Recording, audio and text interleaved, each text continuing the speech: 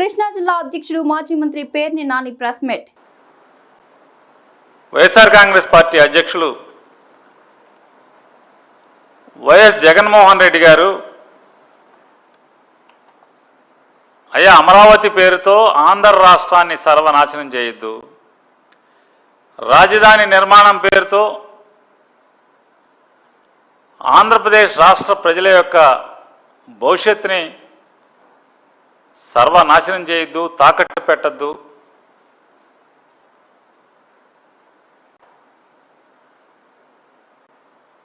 దానికి అమరావతిలో ఇన్ని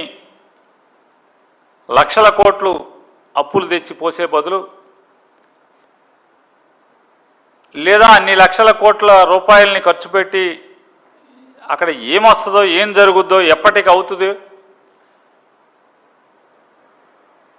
చంద్రబాబు నాయుడు గారి యొక్క కలలుగనేటువంటి రాజధాని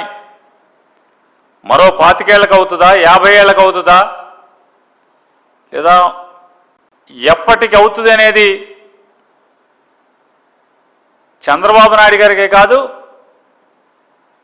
రాష్ట్ర ప్రజలకు కానీ లేదా అధికారులకు కానీ ఎవరికి అంతుపట్టినటువంటి సమస్యగా ఉంది. ఇంతమందిని అంటే 5 కోట్ల మంది ఆంధ్రప్రదేశ్ రాష్ట్ర ప్రజల్ని సర్వనాశనం చేసే బదులు మచిలీపట్నం పోర్టు పూర్తవుతున్న దశలో మచిలీపట్నం, విజయవాడ, గుంటూరు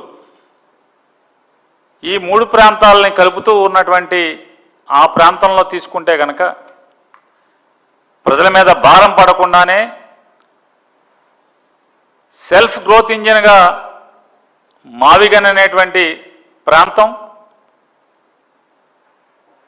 సిరులు కురిపిస్తుంది. ఆంధ్రప్రదేశ్ రాష్ట్ర ప్రజలకి ఆశల్ని